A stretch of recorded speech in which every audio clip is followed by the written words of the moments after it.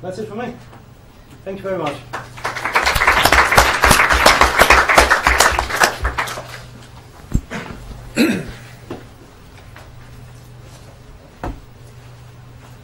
Right then. Good afternoon, everyone. My name's Tom Hume. I'm the Managing Director of Future Platforms, a Brighton-based software company. We're 7 years old, and we bill ourselves as designing and building delightful mobile experiences.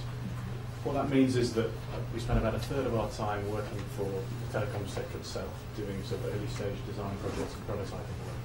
And then we take that sort of understanding of where things are going, and we plug it back into much more contemporary stuff. So working with startups and media owners to help them realise mobile services that they have designed. My talk's called The Gritty Reality of Mobile because we've been doing this stuff for a while, and it's a little bit different from what you might be familiar with from the web. I made the transition myself from web to mobile about 7 years ago. It was a little bit painful at first. And I wanted to give you a flavour for some of the things which are a little bit different about it, which you might have to consider if you're going down this route.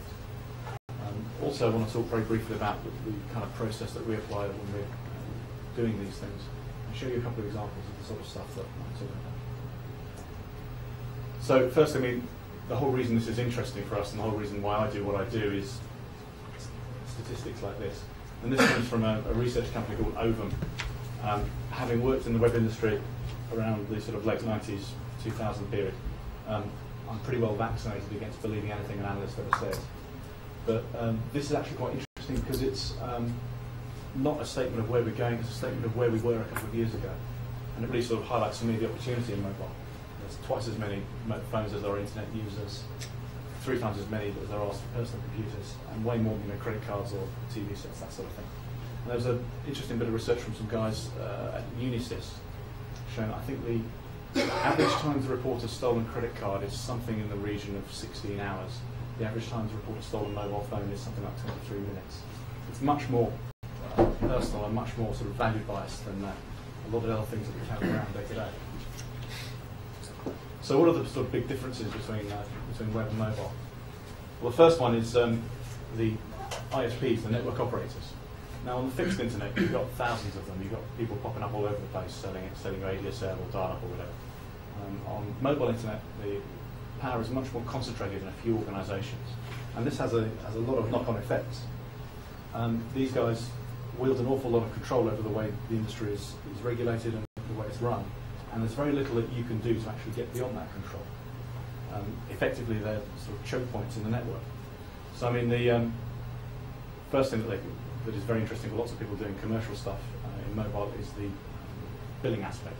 The fact that these guys will let you bill people's mobile phone bills by sending out premium SMS messages or something like that. But the operators take a fairly hefty share of the revenue whenever you do that. It starts out at around something like 50%, and it doesn't get much better than that. So instantly, in any sort of business plan, you're looking at giving about half of what you might charge the customer away to the operators. If you're going to be billing to people's mobile phone bills, and there isn't really a way around that. Lots of people in the industry get very sort of wound up about this stuff and say, oh, operators must lower their revenue share rates, and then that will open a flood of innovation. And people have been saying that to them and screaming at them for years and years, and it hasn't happened yet. It probably will happen. There's lots of room for them to gradually throttle back, but not yet. And similarly, they act as technical choke points in the network. Last week, for instance, Vodafone made a fairly small change to their services in order to roll out a new mobile internet offering that they've got, which coincidentally broke every mobile service for every Vodafone customer looking at websites outside of the Vodafone Live portal. It was a huge cock-up, but it's the kind of thing that happens with these guys, and you have to work with them, not sort of stand at the edges shouting about how awful it is. So that's the first thing they do. They're also very, very protective of their brands and very, very protective of their customers. So whereas, say, the fixed internet was populated by a large quantity of adult content, shall we say, the mobile internet has much less of that because operators are much more concerned about horror stories turning up in the Sunday tabloids, that sort of stuff. So they're quite protective. And again, Vodafone and the other operators were very, very early on rolling out adult verification schemes, which impacted on, say, anyone running a mobile community service. So a couple of our clients in the past I've had services where you could get online, which is sort of dating oriented, you get online on your phone, chat to other people, meet them, all that sort of stuff. Because of the very tight regulation that the operator owns, that's all sits behind adult verification stuff now, so it's treated as though it's a porn service. And obviously that has an impact on sign-up rates and on the initial customer experience, because they have to go and tell the operator or prove to them in some way that they're over 18 before they can use it. So it has an impact. On the positive side, they do an awful lot of stuff. I mean, the industry as a whole tends to nag on at the operators quite a bit, but they do a lot of quite useful stuff, like running the networks, doing all that boring customer support stuff, subsidising the sales of phones. So they definitely have an important role to play, and I don't think they get quite enough credit for it.